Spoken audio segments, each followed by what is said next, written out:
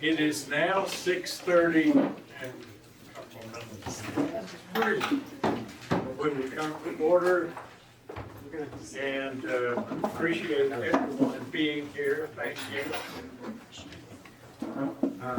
If we have someone named Mindy Fuchs here, there she is. Right now. Do our invocation, please. I will. Let us praise the Lord.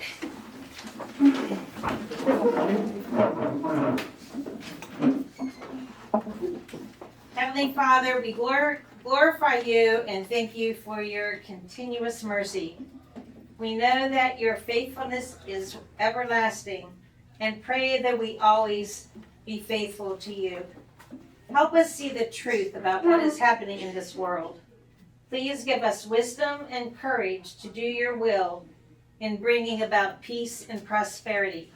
In the name of the Holy Father, the Son, and the Holy Spirit. Amen. Amen. And the Pledge of Allegiance. I pledge allegiance to the flag of the United States of America and to the republic for which it stands, one nation, under God, indivisible, with liberty and justice for all. You may be seated.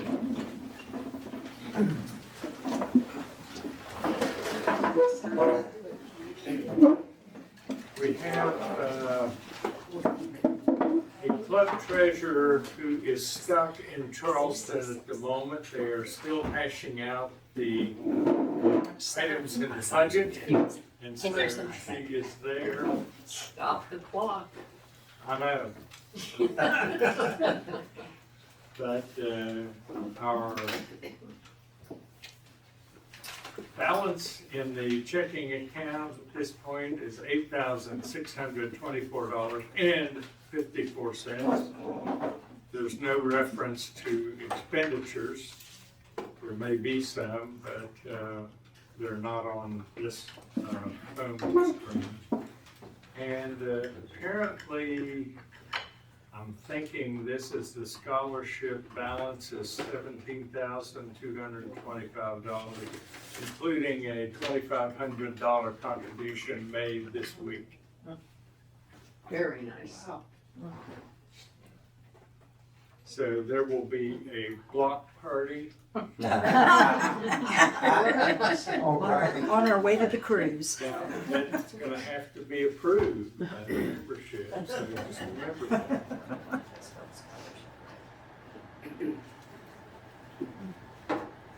The last time we met, there was going to be a presentation about Mary Katherine Tuckwiller as candidate for District 47 in the West Virginia House of Delegates.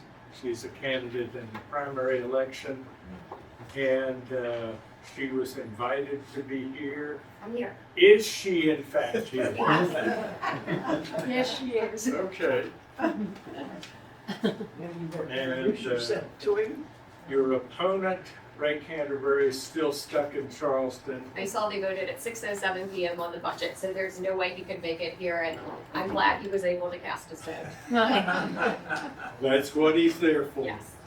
Catherine, would you like to tell us why you think you would be a good Sure. delegate? Thank you for having me. I'm Mary Katherine Tuckwiller. I know at dinner I got to shake hands with a few of you, and I'm looking forward to meeting everyone else.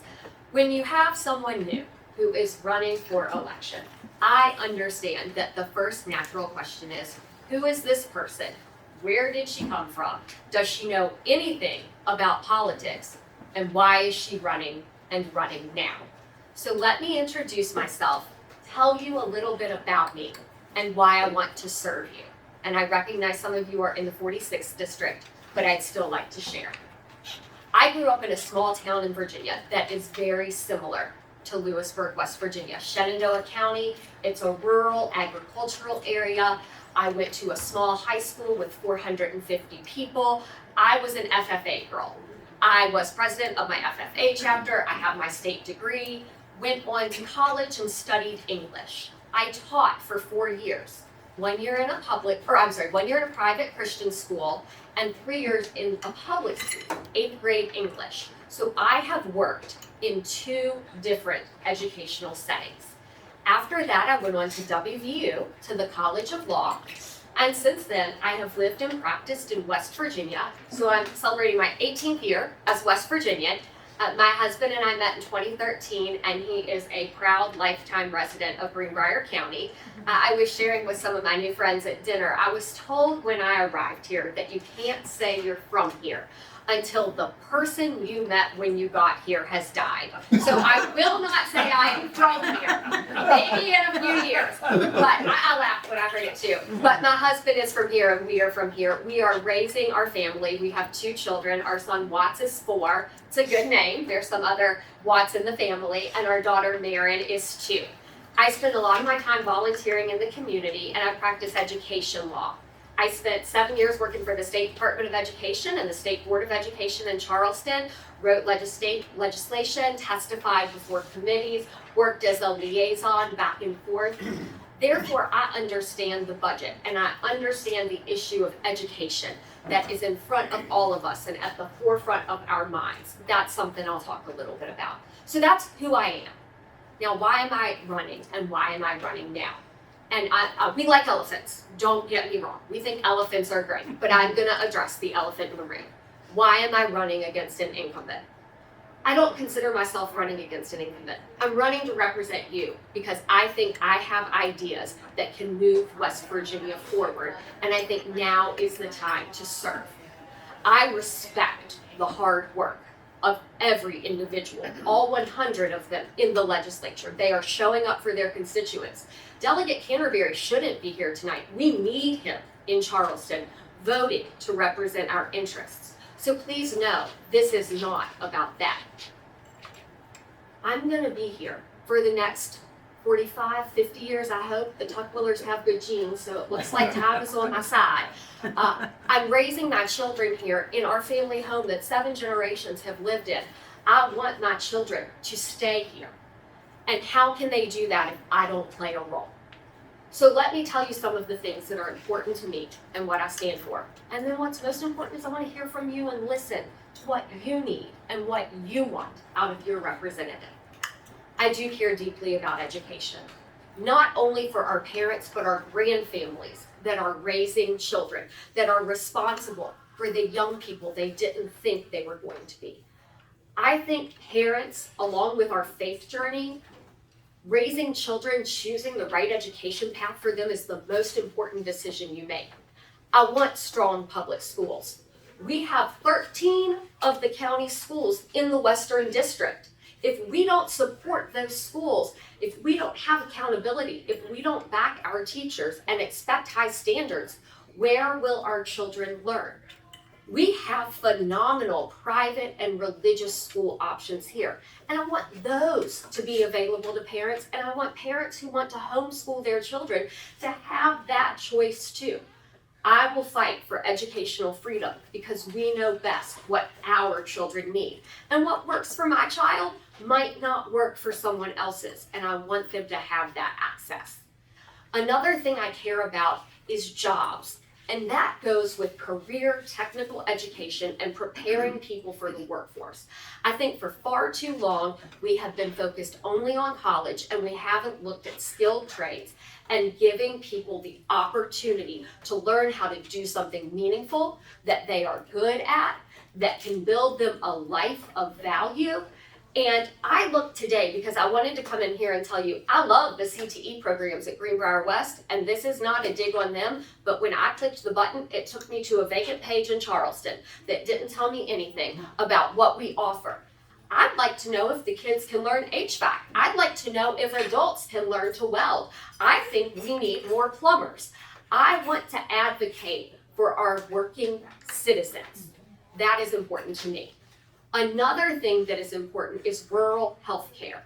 As we have both an aging population and as the only parent and only mother in the 47th district running for election, I know personally how scary it is that they want to take birthing services from our hospital. No one should have to have the conversation with their husband. Are you comfortable delivering our baby going down the turnpike? Now, my husband has delivered a cow, so I have a little confidence in him, but that's not a conversation that I regularly want to have, and I don't want my peers who should be able to build a family here to have to ask that. And I don't want my parents, my in-laws, to have to travel for health care. That's gonna call on the certificate of need process, and we need to look at repealing that so that access to health care is not limited by big systems that tell us where we can have access. And then I care about cutting red tape, keeping money in our citizens' pockets, and looking at how the tax structure can be rectified to be better for our citizens. Now, that all came out of my mouth. Do I think I could accomplish this in a 2-year term? No, because I've been at the legislature working as an employee, and I know you have to introduce legislation. You have to get it on an agenda. You have to run it through committees, get it to the other chamber, and hope it comes back. Look at the budget. And Delegate Ambler, I'm not sure if you remember me from when I was in Charleston, but I think this is the earliest we've seen a budget be passed in eons. Yes, it's a crossover day and it just never Right. happened. But so that in and of itself is something. But that is so much work. And I know there are certain things that are focused. You have to pass a budget every year. But these would be my priorities. And these would be the things I'd stand up for, in addition to listening to all of you and everyone just like us. I'm open to taking ideas and crafting meaningful legislation that helps us keep our homes here. So thank you for that chance to speak. I brought a notepad so that if you have questions or ideas, I can write them down.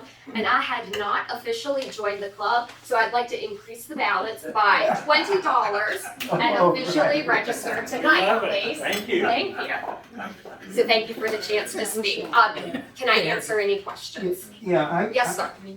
what do you plan about availability? So if we have issues to Yes. bring up, and, sometimes it's very difficult to meet with the legislators, and Absolutely. so let's say it's not in legislative season, that is coming up soon. Sure. So how would we meet you? I think that I can give you a couple of different answers. One of the things that is important to me is being accessible. I am a person who, my materials will be out concurrent with the end of the session. I'm providing my cell phone number. I'm happy to come out and meet downtown, in your home, a place that is convenient for us. It would be my goal if I don't answer the phone when you call because maybe I'm, pulling one of those cows or chasing one of my beautiful children around the farm. I would try to get back to you within less than 24 hours. If you email me, I want to be a correspondent. As someone who grew up along the digital divide, I'm used to lots of different forms of communication. What works best for you, or you works best for me. My goal would be to not drop a call. My goal would be to not miss a communication. And if I hear that I do, I want to fix it. And I would go out of my way to come meet that person. Do I think we'll all always agree on things? No, I don't. But will I take what you have to say and put stock in it? I will. Because I told you about me. Well, I think I've done a fair bit. I have a very limited amount of experience. And if you have spent your profession working in welding and you want to talk to me about a career switcher program, I need to hear that from you because you have the knowledge. If you're concerned about rights of farmers, then let me talk to all the farmers. I'm a lawyer by education, and so I have learned to respond to timelines because judges are not the most flexible when you fail to show up to court. So I can say that timeliness is a learned skill that is important to me. I have a question. Yes, sir. We have our mandatory test in the fall. Are we talking K-12 education? Yes. Okay. And out west and in here, the high schools were 15% proficient. And the junior high schools were 15% proficient. How do we test the people that are educated at home by their parents? Do we have a test we can give them to find out how well or how poor they're doing. So may I ask a question back to you? Are you asking me what the law currently says or what I envision would be a good compromise? I know what the law says. Okay, I figured you did, but yes. So right now, individuals who are homeschooled in West Virginia have to take either a nationally normed standardized test in the 3rd, 5th, 8th, and 11th grades and report those testing scores, this is homeschool, to the state, or complete a portfolio which a licensed educator in the state of West Virginia reviews to demonstrate that the child is making adequate academic progress to the next grade. There have been a lot of discussions this session about whether we want to have more autonomy and flexibility for our homeschool students. And I think that's a conversation that warrants further discussion.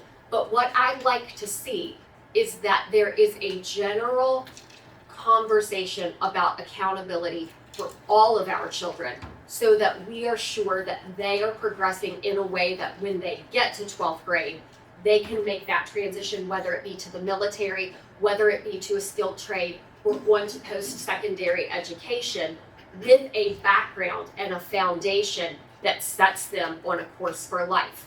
And so whether we adopt one standardized national test and ask them to complete that, or come up with a more measured portfolio, I think we serve ourselves well. Yes, sir. Well, this could inadvertently prove to be ammunition for your campaign, but it's my understanding that Ray Canterbury had voted last year to sustain the certificate of need. And I don't know whether that ever came up for a vote this year. This year, there was not legislation regarding the certificate of need. Similarly, other prominent issues from last session seem to be subsumed by discussion on the Hope Scholarship, the foster care system, and then this miraculously passed budget. Well, you know, I'm a physician, but, and I've had very significant personal interactions with the certificate of need people in Virginia. Okay. And I am adamantly opposed to certificate of need. And certainly in the current environment here in West Virginia, the hospitals have monopolistic control over the provision of health care. I'm not sure that's all of the problem, but I think it's a big part of the problem because there is no realistic way for competitive enterprises to enter. So I'm all for your I think that individuals who have worked in medicine, worked in healthcare administration, have been around the industry, have a level of understanding because it's what they do every day. It's the same way our wonderful teachers have the best opinions about student discipline and have the best opinions about what we need to do with staffing because they live it and they know it. I think that it's hard sometimes for the general public to understand a convoluted concept like certificate of need. But I think the people that live here understand I shouldn't have to travel 600 miles because we are keeping specialized providers out because they can't get into the area based on the certificate of need. I think that when you're in a rural area, that is acutely prominent because sometimes insurance doesn't want to pay for you to go across a state line, but that's the closest place that a provider can be. And I'm worried about the people who work hard but don't have reliable transportation, live in the hollers, and it is a cumbersome drive for them to just get to Greenbrier Valley Medical Center, much less down the road to Princeton or Beckley or Charleston. So I appreciate that. I would love to have a more substantive conversation with you about your perspective. so would I. I will follow. I see two hands, either of you in the order of your own preference. Eileen, Okay, go ahead, please, ma'am. still in the realm of healthcare. Yes, ma'am. How do you feel about, what was before the legislature this term? Physicians' assistants being able to have their own independent offices and work out of that? I need to be upfront that I'm familiar with the concept of the legislation that you were talking about. I have not read the bill in its current form. What I understand it to be, and please tell me if I am misunderstanding this, is that presently a physician assistant works under the license of an MD, a DO, and they can provide a level of service up to a certain amount, but they rely upon that physician's license to be able to stay employed, and the bill would allow them, I just want to make sure we're saying the right thing, to go back out and have their own practice where there is no check and balance. Yes. Yeah, that's it. I know some very accomplished physician assistants. They have taken their boards. We are in an area that could be described as a healthcare desert, and if they can provide meaningful, quality care to our citizens, I would like to see them be able to do that. I would like our medical providers who have the training that I do not, and have the academic experience that I do not, to advise us on what that scope should be. Thank you. Yes, ma'am. I believe so, yes. I have a granddaughter that was allowed to homeschool, and her mother was a teacher, or is a teacher, and was allowed to be her, whatever you call it. Review her portfolio. Right. Mhm. At 15, she just stopped doing anything. And that, she must have fallen through the cracks, because, I mean, she literally stopped education. So maybe that's a program that needs to be looked at. Secondly, how old are your children? My children are 2 and 4. 2 and 4. You know, I think probably the greatest profession that we have, God-given, is as a mother. And no one can nurture and care for the children like a mother. How would you do this if you were in public office? How would you care for your Well, children? the first thing I'd like to say is I raised my children with my husband, and we are a family unit. And I would hope that if we had any candidate here who had small children, we would ask that question of them no matter what. My children are my pride and joy. I am very close with them. I am active in what they do. I respect your question, because yes, a woman walks in here and she has a 2-year-old and a 4-year-old. Reasonable to say, what are you going to do? Fortunately, I believe that being an example and showing them that they are as important as all of the people we live with, and that I am crafting their future so that they can stay here, is a meaningful and responsible thing to do. I have a wonderful support system in my spouse. I would not have run for this office if he and I did not sit down and talk about whether or not this could work for our family with the support system that we have. And so, will it be a little different? Yes, but my children are in a school that we value during the day. And then there would be, when we weren't in the last crunch of the session, very easy for me to get back in the evenings, depending on what committee I would be on, getting them off in the mornings. Some of the major committees tend to meet at 9 a.m., so I could see them in the morning before I'd head to Charleston. And unless it is a late night like tonight, be back in time to read them their stories and put them to bed. The session is 60 days plus interims a year. And when we look at the amount of quality time that we get with them, the beauty of that is it's not the summer. And I will get to spend full days with them in the summer and enrich their lives and take them to wonderful places. And, I'm gonna plug Splatter and Sprout. It's in White Sulphur Springs. That's their favorite place to go. And we would be going there a lot. But thank you for caring about them being cared for. I appreciate that. Now, are you gonna give us cards? So I'd like to tell you about that. Not tonight, but I have them being made. So one thing that I have learned is that the ideas in my head translate to the internet, and then the people who helped me design them take just a little bit longer, so they were put in the mail today. And so I wish that they would be here. I have a website that's being built that's going to launch.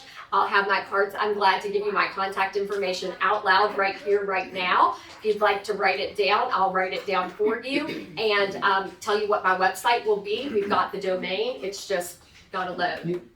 If can you get that information or? Got her email. Do you want to share this? I'm happy to tell you my email, but she has it written down. It's electtuckwiller@gmail.com. My website is going to be tuckwillerforwestvirginia.com. And are you streaming? No. Okay. My phone number is 304-550-7044. I wouldn't mind if you were. I just wanted to know if we were going to have a large volume of calls or contain a volume of calls. Now I process it, then upload it, maybe. Yes, ma'am. One more quick question. What is your view on data centers for this day? I want it. Yeah. What was that? Data centers. Okay. I have concerns for our rural area with data centers, but the concern that I have isn't that that is a concept that it exists. It's with the transparency or lack thereof in the data centers, because I want the citizens of a community to be able to decide and know what is happening to their land and their resources. There are conversations that sometimes they can run on their own energy, but if it's going to tap into our water use, if it is going to affect our land resources, we need to know about it and have a say. I like the pastoral views of Greenbrier County. I am a farmer. We have a lot of acreage, and I hope that it stays untapped except for our cows for years and years to come. Thank you. There may be some areas in the state that can handle it. I don't think that's us. Mary Katherine, Sir. I'm Brent. Yes, sir, it's nice to meet you from across the table. Back to education. Yes. A lot of our school districts are very close to the edge of having to close another school. And a lot of the arcane details of the state aid formula I won't get into here, but it's very constrictive on the budgets that schools have to deal with. I don't think I want to get into that with you tonight. Okay. There's a whole lot to be talked about. But have you had any thoughts about tweaking or changing the way that system operates? Because it is a virtual straitjacket. I've essentially written a dissertation on it. Yes, I have some ideas. You are absolutely correct. And the last time the formula was significantly modified was a transition from 2008 to 2013. And just as a quick anecdote, the way that it was phased in was that the first year they did an 80-20 introduction. So we used the old formula and the new formula. Then we went 60-40, then we went 40-60, then we went 80-20, incorporated the new formula. So we've been operating off of that since about 2013. And what you are saying, we look at enrollment to determine how many staff members the state of West Virginia is going to fund, both professional and service personnel. So every year, it's called second month enrollment. On the first day of the second month, the school system takes the count of how many children are enrolled, and it is that number upon which the funding for the next year is based. And so let's say that you have 1,600 students. They type in this fancy math and come up with, okay, we will fund 80 teachers and 30 support staff. That might work in a condensed metropolitan area, but I don't think it takes into account a county like ours that is geographically expansive and has pockets. Yes, downtown Lewisburg has a lot of people. But if we go out to Raynell, if we go to Rupert, if we go to Frankfurt, what do we do? Because I can't make one bus driver be in two sides of the county at once, and I don't think it accounts for that. A lot of the law I practice is special education. I work with students with disabilities, and you'll see this featured prominently in conversation, but we don't support that aspect of the formula enough or take into account the cost to educate our students with disabilities, and that has to be a factor in a revised formula. And it is my understanding that the House passed a proposed amendment to the school aid formula, which is sitting in the Senate. And if that passes, it would be effective in 2029, so phased in here in 3 years with some leveling. I think we might need to look at something more like some smoothing to take our numbers and not penalize on an actual enrollment basis, but maybe some averages. I think there are ways we can modify it. I could go on all night about funding for you. There's a lot to talk about there. I used to work for the State Department of Education back in the 80s. Did you work in Building 6? Yes. Me too. Me too. Which division were you in? I was counsel to the State Department of Education. Well, me too. Oh my God. Now I'm a recovering lawyer. Half the time, me too. Okay. I probably relied on some of your state superintendent interpretations. That's very exciting. Be good to talk to. That's why, that's Yes. why you never remembered them. Yeah. Yeah, that's. I represent that. Who was the superintendent when you were there? Lloyd Truby. Yes. And Tom McNeil. Okay, I was there in a period of what we might call administrative chaos. So I actually worked for 5 state superintendents. There was a lot of turnover. Yeah. I worked with, there were 2 governors, 7 legislative sessions, and 5 state superintendents. It was a lot of change. All that to say, it was a joy. One of the more meaningful experiences I've had in my life. I wouldn't have gone on this long except for your real speaker couldn't make it because he's out representing us. So thank you for the extra time to chat. That's good. Anybody else? Thank you. Yeah. Yeah, thank you.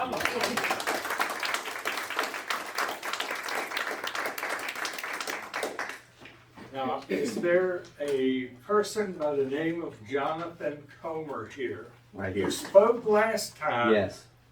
But I think there's a need to hear more from you about why you think you would be a good candidate for the state senate. You want me to Let's hear it. All right. Gonna stand here then? Probably better in the front. Yeah, hear it. Yeah. Well, you don't often get a redo, but I guess I get a redo tonight from last month. But it's good to be with you, Jonathan Comer, and my wife Bethany's with me in the back, and then also my father, Romy Comer, and we're here tonight. We're thankful to be here. I'm the pastor of Lewisburg Baptist Church. We're behind Lowe's, also the Lewisburg Baptist Academy and Child Care Center there. So I know what it means to balance the budget and to look at numbers and those types of things. But we love Greenbrier County. I'll say before I get into really what the pillars of my campaign is, first of all, the reason that I'm running, I believe that God's opened the door for me to run. And if God wants me to be in District 10 and set in that seat, He's going to put me there. I'm going to work hard as far as what I can do, but if it's God's will, it's going to happen. And so I'm just out meeting a lot of people. You're my people. I wear this pin, and I love West Virginia. I was born and raised in Kanawha County in Loudondale, and my grandfather was a small business owner, had a little country store there. So my roots are deep in West Virginia. Bethany and I have lived here since 2000 in Greenbrier County. And we've raised our kids here. All of our kids were delivered at Greenbrier Valley Hospital, Dr. Wheeler. And so we love this area. We love West Virginia. My wife's a convert. She's a convert from Tennessee, but now she's truly a West Virginian. But we're thankful to be here. Now, let me give you the pillars of my campaign. First of all, another reason I'm running is just to be quite frank with you. I am sick of West Virginia being last. I mean, we're last in everything. And for what reason? I mean, we have a great state. I think this is the greatest state in the country, West Virginia. It's wild. It's wonderful. And I'm running because I want to do something. I could sit around and complain and nitpick everything everybody does. But the truth of the matter is, if I want something to change, I'm willing to put my neck out there, jump in the race, and try to help West Virginia. So I'm running because, first of all, I love West Virginia. And I believe several of the ways we can make West Virginia better is by lowering taxes. We need our taxes to be lowered. We're bleeding citizens, and we need to make our state more attractive for people to move here. And also, I'd say that I'm running for my children and my grandchildren. Bethany and I are expecting our first grandbaby, and we're expecting our first grandbaby in July. So we're entering a new phase in life, and I'm not doing this for me. I mean, I pastor a wonderful group of people. They love, at least I think they love me. I certainly love them, but I'm doing this for out of a heart of love for West Virginia. I'm not going to Charleston if I earn your vote. For me, I'm going for you, and we certainly need our taxes to be lower. We have to be competitive with Virginia, Pennsylvania, Kentucky. And when businesses want to move here, whether they want to employ 5 people, whether they want to employ 25 people or 100 people, West Virginia should be appealing. So we need to lower our taxes. I'm with Roland Roberts. I think we should eliminate the income tax. As a matter of fact, I've never seen a tax I like, but I understand the purpose of taxes. But we have to lower our taxes. We have to be more competitive as a state. In order for us not to be last in everything or next to last in everything. So that's one thing that we can do, lower our taxes. Also, we have to work on our infrastructure. If we're going to be what we need to be as a state, we have to have water.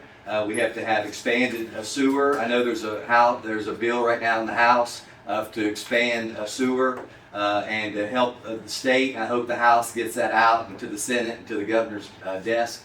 But we have to do that. If we're going, we were at our church. We were looking at building an assisted living facility beside of our church building. This has been probably, I don't know, Bethany, 5 or 6 years ago. And you know the rest of this story. We're unable to build it because there's not enough water in Lewisburg.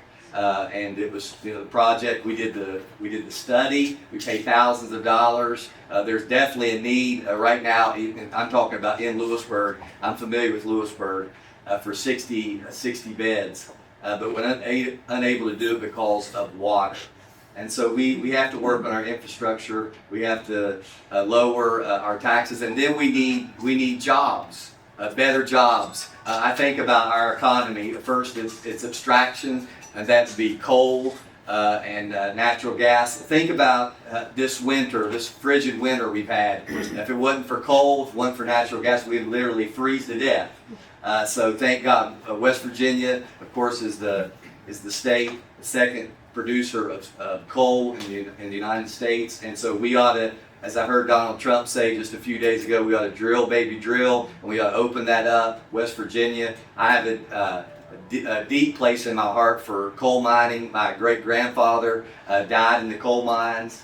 My grandfather on my mom's side was a coal miner. Then he eventually left the coal mines and retired from FMC. So I think all of us we could trace our roots back to coal. And so we need to work on those areas. Also, tourism in West Virginia. People love to come to West Virginia to visit. They love to see the beautiful bridge. They love to go on the New River and all these things. So we ought to expand our tourism, expand our jobs in West Virginia, and we ought to do this for the citizens and do it for our children, for my children, for your grandchildren, and make West Virginia a better place. Of course, my will zone as far as being a candidate is religious freedom. I'm for standing up for what's right. I believe if God opens the door for me to go to Charleston, then I'm going to be His servant there, and I'm going to do what's right. Based on the needs of the good people of West Virginia, and want to work hard to keep as much money in the pockets of West Virginians as we possibly can. And so this is my will, standing up for the life of the unborn. Life begins at conception, standing up for that. You never have to worry about me voting for any law that's going to harm a child, and those types of things. So that would be kind of my wheelhouse. That's what you would expect from a preacher. But those things are really the pillar of my campaign, and I appreciate you letting me speak to you again. I'll be here and available to answer any questions you might have. And yes, sir. How would you envision balancing your pastoral duties with duties as a legislator? Okay, so before I made this decision, I really believe God wanted me to walk down this path to put my name in the hat for a senator. I immediately said, now Lord, if you want me to do this, I'm going to speak to my deacons at the church, the leaders at the church, and also the staff. We have 30 staff members at the church, and I said, I want to talk to them, and then that's going to be part of my decision making. So I first of all got the green light from the Lord, and then I went to our deacon board. They were all 100% in agreement with me going down this road, which, by the way, is a miracle. You know, if you know what I mean. If you're ever familiar with church, you know, lots of different opinions. But they were all very extremely supportive of it. And then also the staff, because they're going to have to take on more if I'm in Charleston. And so they have agreed. So that all my staff and the deacons and the church body whole are in favor of this. And so I felt like that was the will of God based upon that reason. Pardon my ignorance, but are you primary Woodruff or Deeds? Deeds. So I'll be, serving Nicholas County, Monroe, Summers, half of Fayette County, and then Greenbrier County. Yes. Jonathan, what do you think a state senator can do to affect the need for water, for instance? That stuck in my mind. If you wanted to expand your facilities, it's certainly going to be a question about the unified structure with Ronsevert and Lewisburg. How might you propose a solution to the water problem? Well, first of all, we can only pump so much out of the Greenbrier River now. And so we have to do, you have to either have reservoirs, they have to pump more water out of the Greenbrier River. Now, I also want to say too, let's be realistic. And I think this is one of my strengths is that I'm used to working with a lot of people. I'm used to getting other people's input on things. And so when I go to, if I'm fortunate enough to earn your vote and I go to Charleston, I'm working with 34 other senators. I'm not the Lone Ranger. So we have to work together, and I'm looking forward to working with Senate President Smith and the other like-minded senators to make things like this happen. But as far as the water goes, you get, and if I'm making any decision, whether it's water, whether it's healthcare, then you get all the good opinions of the people that you respect and hold in high esteem, and you get a commonality on that, and you just use good common sense, politics and common sense to solve those types of problems, and working with other people. Anyone else? I have a question. Yes, babe. Whose responsibility is it to ensure that you would have enough water to support other businesses? what committee, organization, or elected official are gonna say for Lewisburg? Well, it's the city hall, and it's, Commissioner? yeah, it's, when you, for instance, when you go to file for a permit, then they tell you, okay, here's, you can't have it because, and then in instance, I'm speaking of water, so it comes from city hall, from the mayor's office. So in other words, the way I'm understanding it, they're holding it back because they don't want anybody in here. Well, That's my son. okay, I don't know that, but I do believe that, we definitely need to solve that. I agree. We need more, we can't continue to bleed people out of the state, number one, our families. But then we also have to be welcoming, you know, I'm from West Virginia, I can say this, but we ought to be welcoming because we need, good people to move to our state. And we need, businesses, we need all these things for the future of West Virginia.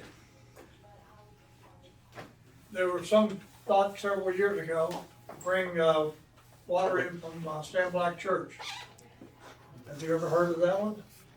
Yes, as a matter of fact, I was at an event I was at an event at the O School just a few weeks ago where they have made some of that happen from Sam Black out to Crichton. A new water line there. I don't know if you're familiar with that, but the governor was there to announce it, and it was from Sam Black Church to Crichton, a much needed thing. I would just comment that it's ironic that we in West Virginia have a water problem.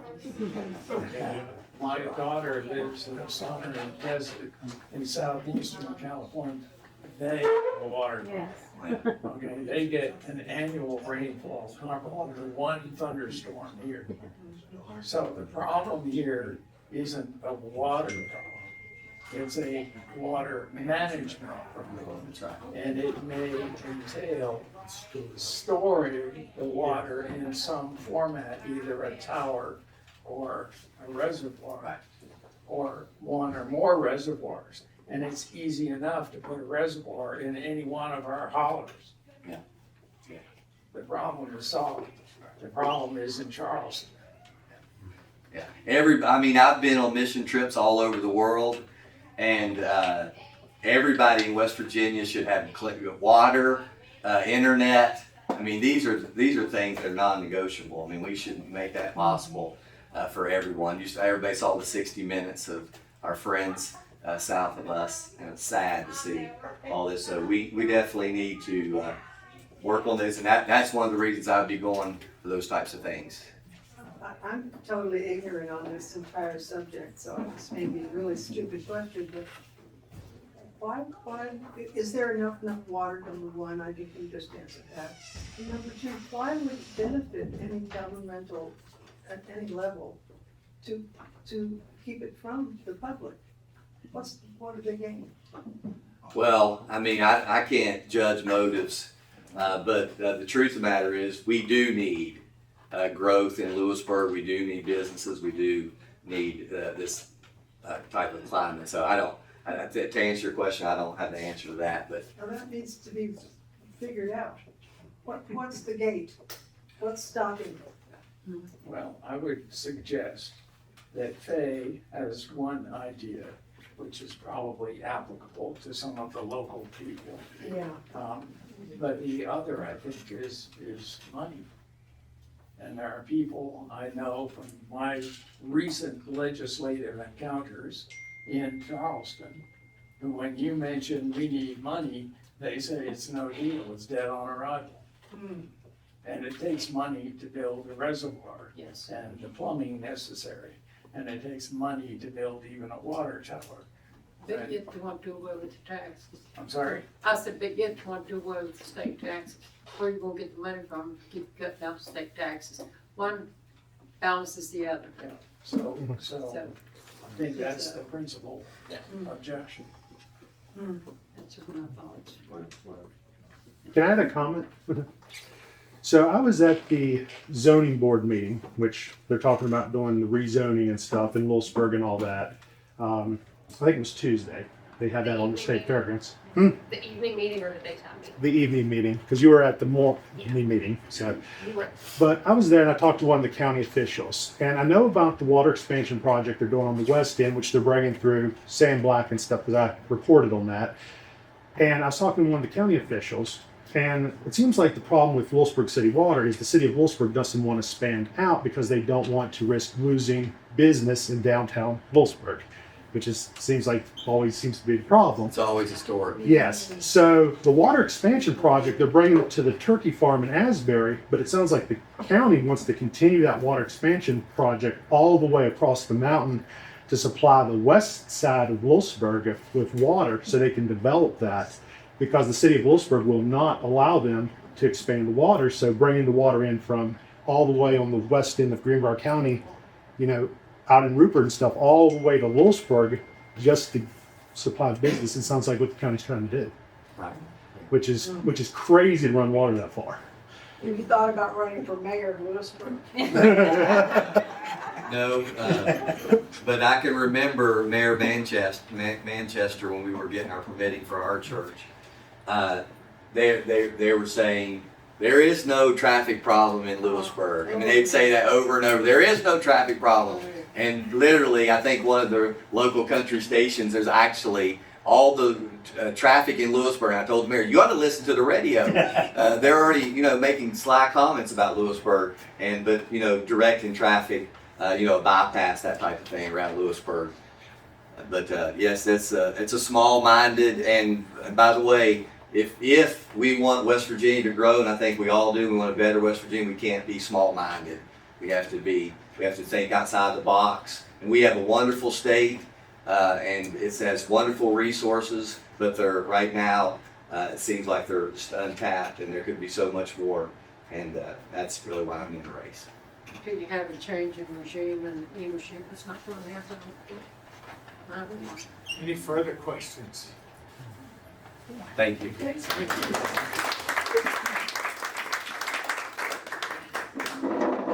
We have two matters on the agenda for tonight. One is the reservation for our club to have a booth at the State Fair in August. That would be August 13th through the 22nd. We've been serving at the State Fair for many years, and it appears that this year is also going to be important because we have the midterm elections coming up in November, so it'll be very important. So there is an agreement. I have signed that. However, there is a bill to make that happen, and we have an invoice to pay for the amount of $650. I move that we allow such invoice to be paid. Second. I move we approve it. Discussion. They raised the fee for the booth by $100 this year. They're going to raise the admission to the fair from $11 to $15. That didn't surprise me, everything else raised. The cinnamon roll will probably go to $10 instead of $70. Oh, gee. I thought they were all ready. I would like to suggest along with, to approve this, along with a new Donald to go with at our booth. Donald Trump. New Donald Trump. Yeah, Right. the other one looked kind of weary last year. Yeah. Yeah, and I talked to Melania about that. He said he's getting older. Now, is the booth still in the West Virginia building, the same It location? will be. Same place. I think that's a good notion. I reinforced the back of that statue this last year. I think that might be all we can do. Where would we get a new? They're cheap. They're cheap. I have to- The Donster is cheap. All the questions. They were cheap, is it like that? Yeah, that's what they increased this Okay, month. we'll call the question. All those in favor, please say aye. All those Opposed? Boy, it was close, but. Roll call. Motion failed. We have another motion.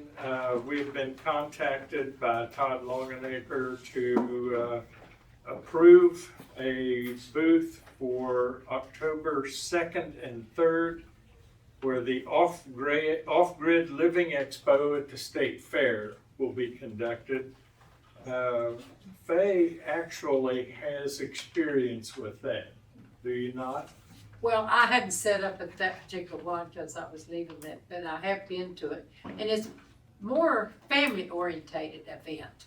And he's increasing, he was at the meeting yesterday and the night before, planning commission. And he seems to bring in like hunting and fishing and just a few other sports things to combine with it. But it's a very family orientated event. And there were quite a few people there last year. And that was his first year, and so this is his second year. And the booth is $50. And you can be inside or outside. I chose one inside for my business. May I ask, is Yeah. this really beneficial for a political booth to be at this event? It'll be 1 month before the general election. I And then get the candidates timing. there. You candidates can come by and participate and do whatever they want to for their campaign. And it's an outdoors event, so you're gonna have more conservatives, more gun owners and people like that there, so That's it's good for what I see. donations and stuff. Okay. Yeah, it's a good venue. We manned a booth, Rob and I were at a booth last year for the West Virginians for Clean Air. And it is a good venue, a lot of people came through, it's just a nice place. So, I think it would be a good idea. How many people, was it heavily attended last year? What do you think, Rob? It was, I wouldn't say real heavily, but I would say 300 to 500 people a day. it's not like the fair, nothing like the fair. It's not that kind of. And that was the crowd. first go, so. 500 a day is pretty good. Yeah, they have speakers, and some of the speakers brought in, hundreds of people to that event, and they spread around. Is there a motion to approve? So moved. Second? Barbara? All right. Discussion? All those in favor, so please say aye. Aye. All those opposed? Another squeaker. I know. Okay, motion is approved. Okay, your comment, You have to make a check out something else. Yeah. Prince, want to make a comment? Yes.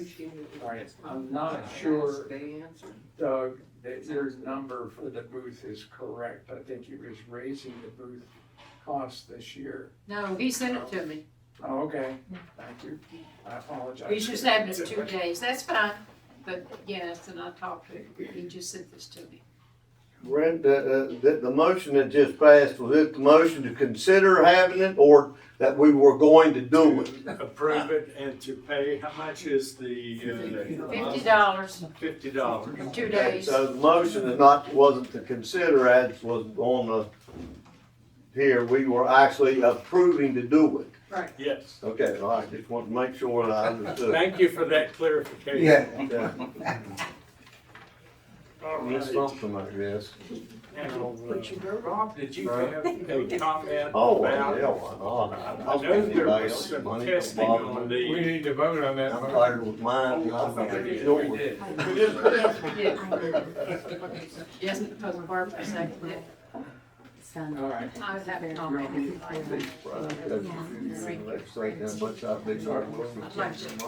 I'd like to introduce, I'm sure Leanne, Yes, ma'am. I'd like to, if you would stand up. She came from Summers County to be their meeting tonight. I was And so I'd following like that to appreciate her. Yeah, can I just say one thing for a minute? 30 seconds? I appreciate it because I didn't ask permission until I put you on the spot. I'll go up here. Well, my name's Leanne Pat and I am a part of the Summers County executive committee, and we are having an event that you're pushing for us, I hope, in Greenbrier, called Foundations of Freedom. It's going to be at Pipestone Resort State Park. Our featured speaker keynote is going to be the Secretary of State, Chris Warner. We're also going to have a message from the chairman of the West Virginia Republican Party. He's going to be there, but it's going to be an event. A lot of people have Lincoln Reagan Day dinners and all that. I know the Greenbrier's a lot bigger than Summers, and so we're asking neighboring counties to come and help support us as we try to strengthen the party locally. One of our biggest things is, no offense, I'm 65 years old, and usually I'm the youngest person in the room. And we are really pushing.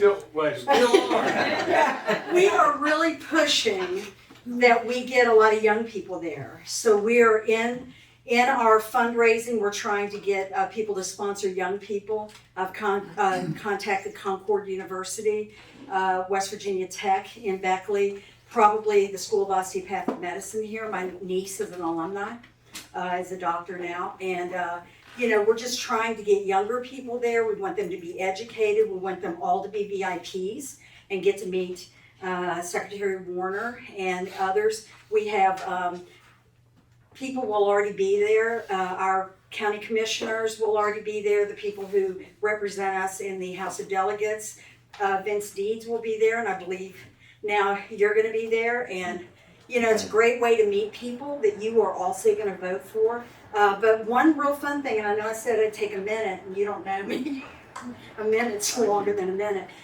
We're going to have, it's going to be, I call fundraisers, and I'm in charge of fundraisers. Because we're also, in the day, we're going to have a golf tournament. That's going to be separate. But at night, we're going to have, at the lodge, the Kiever Lodge, we're going to have dinner. We're also going to have a silent auction. So far, we have a weekend at a winery in Virginia to raffle off. That's worth $1,000. We have 3 Airbnbs, 2 in North Carolina, 1 in West Virginia to raffle off. We're raffling off also a Trump gun worth several $100s, and we're having a 50-50 raffle. We're also raffling off an Airbnb. We're doing a whole lot of things to get people engaged. So we have a really good silent auction. Local artisans have donated things for it, gift cards. So we want it to be, and we're giving away a lot of stuff, Trump stuff and all kinds of other things. So what we're trying to do is we're trying to make it affordable for everybody.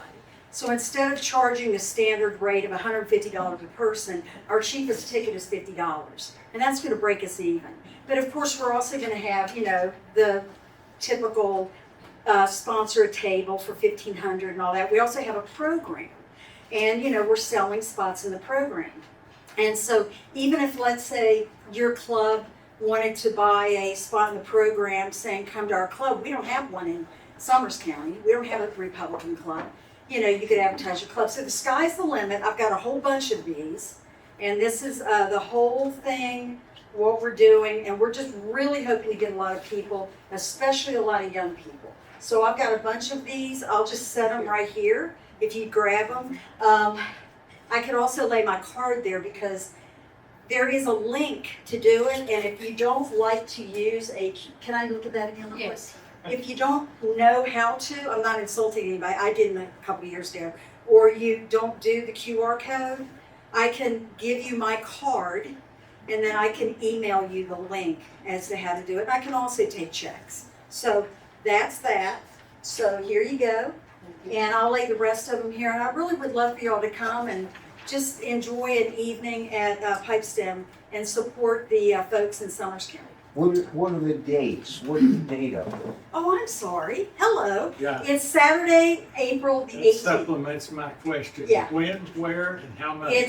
So it's Saturday, April 18th. The dinner part, the part at McKeever Lodge starts at 6:30. The doors will open at about 5 because we want people to mingle around, meet candidates. We're going to have a VIP reception for those who buy sponsorships and all. And again, we're going to make every student, whether we give them a ticket or not, a VIP, so that they can go and meet these people. Because they need to be educated. I grew up in West Virginia, and I moved away when I got out of college. for 40 years. And I just moved back last year. So, and this is my state. My heart has always been here, but I was like your typical kid who just left the state and then decided to come back and retire here. But I've hit the ground running. But, and we want to keep them here and we want to educate them. Even if they go off to other states, they need to understand the Republican Party conservative values before they go and get their brains messed up somewhere else. So I just moved from Charlotte, Mecklenburg County, which is the bluest county in the world. And you can really get messed up there. So we really need to, get the kids involved. So, any other, and I really appreciate you letting me stand up here because we didn't talk about this or anything. I just thought, what the heck. So, okay, thank you. Is there a booth reservation number? What do you mean a booth reservation number? If we need to pay something to attend? Yeah, it's all in the flyer. No, Yeah. they're not having booths in state. No. It's totally. Individual attendance. Yeah, individual attendance, or if you want to sponsor a table, even if your club wanted to sponsor a table and say, there's 2 of us going and it's a table for 8, we want to send 6 kids. Then I'm going to go to Concord University and get every kid from TPUSA, they have a club there, or any other kid who will come and get involved. I did this in North Carolina, that's where I moved from, I said, and I asked a gentleman, and he did it. He paid for 50 college students to go to that event, and they came from all over the state. It was amazing, and that was in 2024, and they walked away, every one of them with the Trump sign. It was great. It was awesome. They loved it. And they did the VIP thing and met all that stuff. So, and it's not just for them. It's going to be majority people like us, but we're concentrating on that too. So it's there, and yes. How much you said table was? So if you get and I have a whole list if you don't want to look at that over there. If you get, you can sponsor a table for $1,500. Let me just tell you what a $1,500 table will give you. That's 8 people, but you also get front row seats, best seats in the house, best table. You get everybody at your table gets to be a VIP and go in and meet the special guests and all that, get the picture taken with them, all those kind of things. You also get 3 chances to win an Airbnb weekend and 3 chances to win a Trump gun. So that's a lot of perks and incentives to get people to buy it. Then you go down to I think $1,000 table, then a $500 table, $250, $125. That's all sponsorships, but all the little perks get a little lower. And you get your name in the program, listed, thank you for being a donor.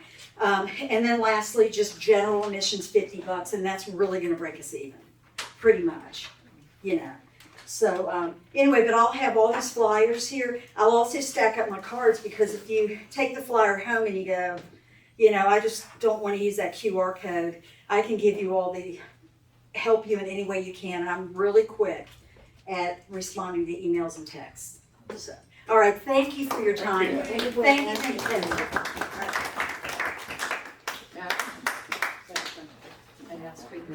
Yeah. Yes. Who would be interested in attending this event from here? Please. I'll turn my head. You want to be, I won't go mad. Because I was considering maybe, she said I think it was, you said you had a table for $400? 500, I'll show you. 500? Mm-hmm. Here it is, printed out and stuff. We have a $1,500, $1,000, $500, $250, $125. Of course, that brings it down. So I'll give you this. It breaks down everything that we're offering. All right.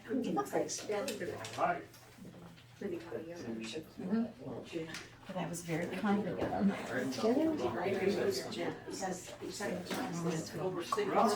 I understand that the other group involved with chemtrails had some testing done of the late, I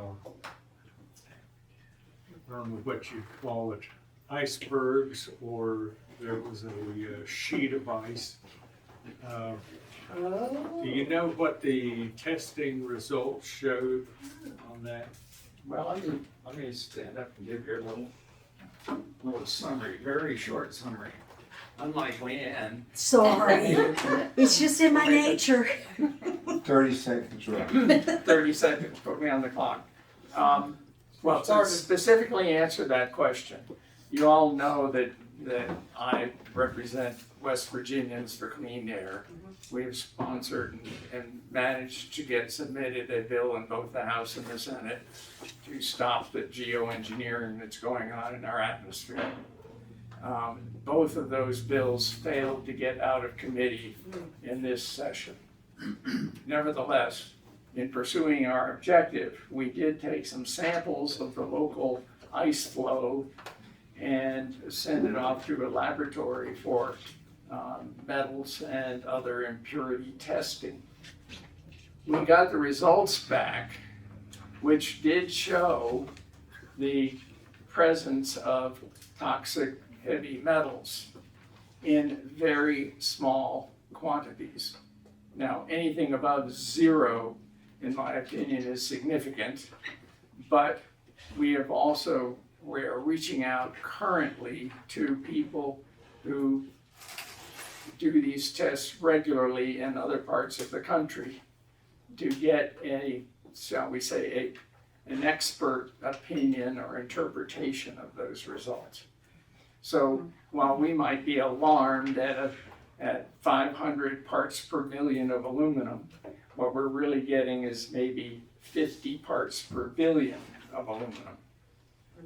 And we don't know whether that's a testing error or below the limits of the laboratory's ability to identify, or, just something else. I mean, I don't know. But the point is, we are not qualified to interpret those results given the low levels that were reported. So we're working on that, and we'll keep you up to date as we get results. Where were the samples collected from? Here in Lewisburg. Like They were taken. No. This is taken from the under the foundational layer of snow, the 2-inch ice layer, and the top layers. Oh. Yeah. Lifted off the ground. Right. Yeah. Yeah. So, are there any questions about that? I mean, you all are pretty familiar with what we've been up to. Thank you very much for your attention. I'll be back in touch. As with anything that goes before the legislature in the first year, hardly anything ever passes that's novel. There's next year, and there's more work to do. Thank you. Marks of officers. Yeah, we got $2,500 more for the scholarship fund. We have plenty of money, but we've not had that many applicants for it. So if you know anybody that needs a little extra money for college, we've got $17,000 to expend. Is this the sort of thing we might advertise in the newspaper in an article or not? We can do it again. We've done it once. Well, college season is just coming. See your Yeah. And we talked to not talked to the guidance counselors at the high schools, but I have talked to them out at the New River community, and they didn't seem to be interested in it. They have jobs and money. The high school would do. The high school. What do you think, Roseanne? Yes, I just have a question. She's never I know sent me, we I've were- never gotten anything on how We to had contact her. Oh, I sent you a letter about that. We had talked about expending this money in scholarship form for like incidental expenses. Because I gave her. Groceries, Hey, go Doug. Hey, hold on. a night at the pub. Hey, Doug, I'm sorry. If you want to didn't see do it. that a little, remind me, but does this scholarship, is it specific for college, or could we broaden it and make it even applicable to trade school? Yeah, it says that in it, community and technical colleges. covered. But Doug, I had started to ask, when you initiated this project, you had talked about awarding small amounts, and I don't know what amounts have been awarded, but for incidental expenses. One of 2,000 and three of 1,500. Okay, that's not chump change, but could we, what about offering scholarships for academic, tuition, Well, they could use it for whatever. room and board or The whatever? people who contributed it kind of specified that this was to be for no strings attached. They could use it any way they want to. Right. So they could use it for scholarship and tuition. And it can go to high school But students. it go directly to them, not to the schools. Yeah, A lot of the scholarships are paid directly to the schools. This is just a check that goes to the students. Maybe that's why the schools aren't interested, because they're not getting the money direct. Well, I think 1,500 when I was going to college, you bet I've been on it like a banking for a while. Times they change. I think it would also be good to determine, at least from the committee that administers the scholarship, how is the money housed? And is there a rate of interest that it earns over the year? And how is that accumulated? So maybe for next time, we'll have something on that. Dolly? So I know you said they just needed to have an association with Greenbrier County. They don't have to be a resident of Greenbrier County, is that true? They can be students from Greenbrier County or from families in Greenbrier County. Okay, so like my And granddaughter. they have to be going to in-state schools. Okay, that was the biggest question I had. Because I have a granddaughter in the BA program at Marshall. And so, She ought to be applying for it. thank Indeed. So, the guidance counselor, everybody's aware of this, is that true? Or do we need somebody to go in and talk to the guidance counselors about this so they can push that? Guess that question will be from the committee. How is that disseminated? Do we know? We need to have that answered then. I have a question. So for students who are actually wanting to apply for the scholarship, how would they go about actually doing that? They need to contact us and fill out an application. Okay. Pretty simple. Who's us? Who are we though? Who's us? Keeper of the application. The other people on the committee are Trey, Boogie, and Alan. Okay. I'm the treasurer, I'm not on the committee, I'm the treasurer. How would somebody in the community know who to contact? We put it out in the paper a couple of times. We put it out several times through our contact list. Do it again, Dad. Post it in the school. Do it again. Don't we have a Facebook page? Don't we get in contact with organizations like FFA? It's on the webpage. I'm not in this committee. And I will probably be Ray, Alan, and Boogie, and I'm the treasurer. Board of Education, but I can't. Can homeschool and private school students apply? I'm trying. Homeschool and private school students can apply. You don't have to be a public school student. It's for college and Yeah. community technical. So anybody graduating, if they're graduating from a private school or a homeschool. Anybody that's going to college in West Virginia. Yes. Can I change the subject? I think that we need somehow to get more information out about people changing their registration Yes. to Republican if they want to vote Yes. in the Republican primary. That bill, has that bill passed to Yes, that's, restrict the primary? yes. Yes. Okay. So, someone was asking me actually about that today. I was taking her to the doctor's appointment. And she wants to change her registration from Democrat to Independent. She won't be able to vote. She wants to know, and I told her, no, I did not think that she would be able to vote That's correct. in the primary because of the past conduct from people trying to affect the outcome of the primaries.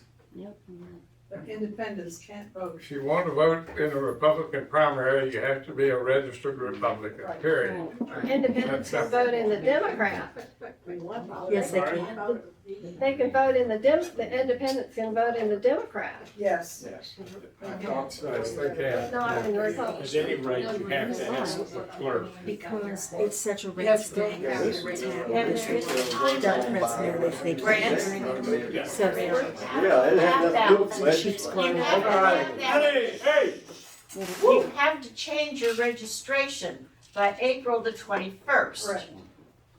Okay, And that needs to get out. Yes. okay, April 21. Have to make an announcement, Faye. But Taken it's out in the not, it's paper. not necessarily to us, it's to everybody that doesn't know. Right. If we have independents that want to vote for Republicans, they're not going to be able to do that unless they are registered.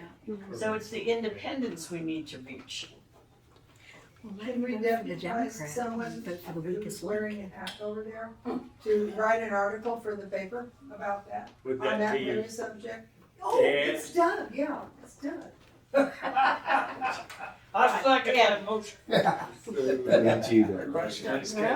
It's on our Facebook Yes. page. We can. In the Did you do newspaper it? and run it multiple times. I thought You know, an article is fine, but people may not want to read an entire article to get that information. It can be disseminated in an ad. How about some radio announcements? that was the next thing coming up in my mind. And how about our Facebook page? If it's active. Yes, that should be on the Facebook. How about a mailer? How about a mailer to all the independents? Whoa. A mailing to all the independents, do we know how many that might be? The registrar, the clerk, you know. Okay. I'm thinking a couple thousand. GOP, probably the GOP knows that We have money, what are we spending our money on? You know, you could keep it the bank, it's not doing anything in the bank. That's what the county clerk should be doing, wouldn't you think, the county clerk? I know what it's. Or whoever, Yeah, the county clerk should. they should be setting up. Our time here is about up. Your next meeting could address that. So we can address that in a later meeting, like the next meeting. Any other comments or remarks? I make a motion we adjourn. Is there a second? I want more business. We'll run outside and tell it. In the words of the former state senator Ralph Williams, all those in favor, get up and walk out. But first, we have to sing. All right. Stand and join me in singing God Bless America. Are we ready? God bless America. Land that I love. Stand beside her and guide her through the night with the light from above. From the mountains to the prairies, to the oceans, white with foam. God bless America, my home, sweet home. God bless America, my home, sweet home. Now, you may walk in.